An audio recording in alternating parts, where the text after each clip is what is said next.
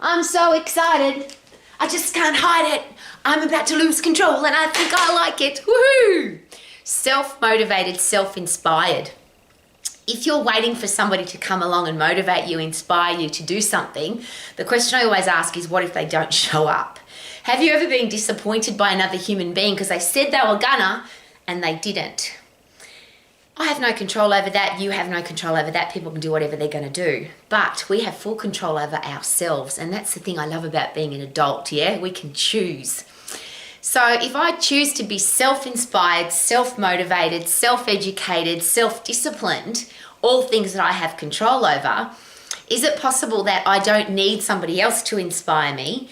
And then the question is, how do I become self-inspired, self-motivated? And that's a really interesting question, but we've got physiology to back us up, and we've got physiology to say, you can do whatever you bloody well want, because the human body is designed to fight or flight, fight or sprint. In the phosphate system, there's 3 energy systems. The phosphate system is the stay alive system. I know that I bang on about this every single day, but for me, it's the most exciting thing about the human body. If you're under stress, if you're under pressure, if you don't like what's going on in your life, and that in itself is a stress, yeah? Your body produces epinephrine, adrenaline, cortisol, the neurotransmitters designed for you to fight and flight, to get out of that stressful situation. So that's why you have elevated heart rate, you feel stressed, you've got elevated blood pressure, elevated blood sugar levels, you've got high blood fat levels, because your body's designed to get out of there or to fight the stress. When you do that, your whole brain chemistry changes to dopamine, reward drug. Congratulations, you overcame the threat, so you feel really good about yourself. And serotonin, which is a satisfaction neurotransmitter. So not only are you rewarded for what you did, but you're really satisfied about what you did. If you add into their brain-derived neurotropic factor, which is fertilizer for your brain, so every part of your brain then works more effectively. So if you do something to put your body under stress and you overcome the stress, your whole body is designed to get you better for next time. So isn't that self-inspiration and self-motivation right there? Now, here's a great question though. People say to me, but Rowie, I don't feel like it. I don't feel like sprinting for 10 seconds. I don't feel like punching for 10 seconds. I don't feel like doing jump squats or push-ups or run up some stairs or run up the driveway. I don't feel like it. Is it possible it's the reverse? If you do it, you'll then feel like it. Have you ever been in that situation where you didn't feel like doing anything? You got up and did something and all of a sudden you created your own energy, your own momentum. Is it possible that momentum produces more momentum, energy produces more energy? And we know that that's how the human body works. If you don't feel good and you stay in bed till 1 o'clock in the afternoon, 2 o'clock in the afternoon, and then get up, you always feel tired and lethargic and can't be bothered. You don't jump out of bed at 2 o'clock in the afternoon after lying down all day and go, wow, I feel so good.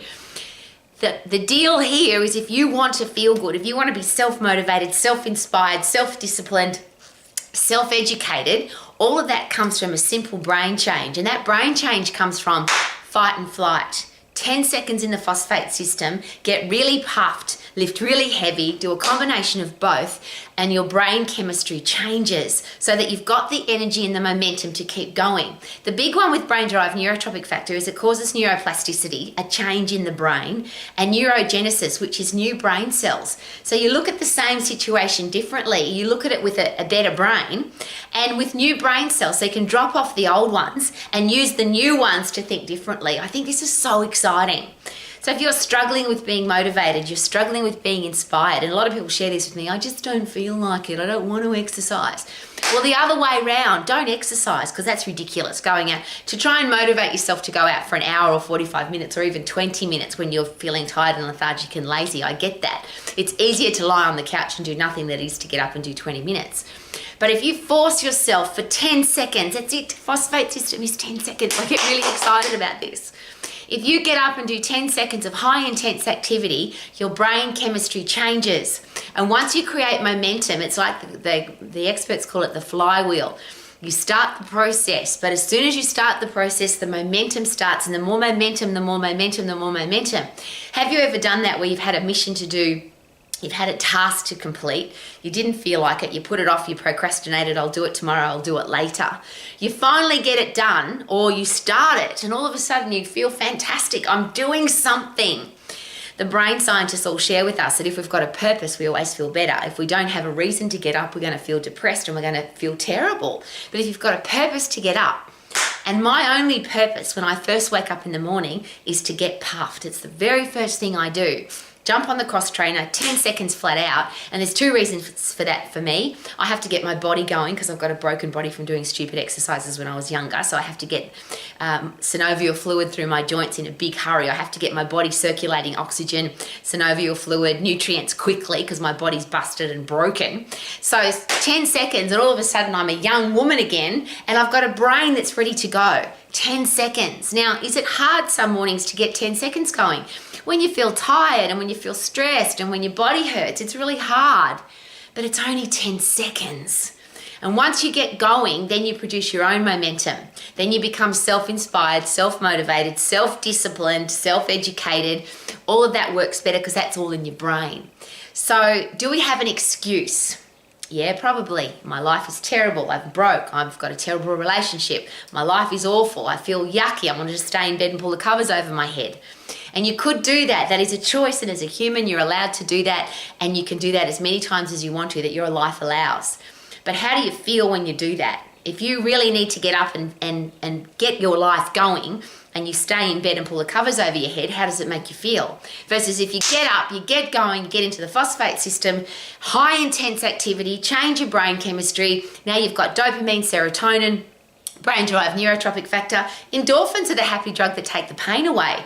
So not only can you actually get up and fight and flight, but the endorphins, the whole neurotransmitting process of natural painkillers, takes the pain away. So you feel good, you feel energetic, you feel inspired, you feel motivated, you can go and do whatever you bloody well want now. But you have to do the initial ignition on your own. You have to do the 10 seconds hard and fast. If you need somebody to come to your bed, pull you out of bed, you don't need to take your pajamas off. I don't. I just go straight to the cross trainer with my pajamas on.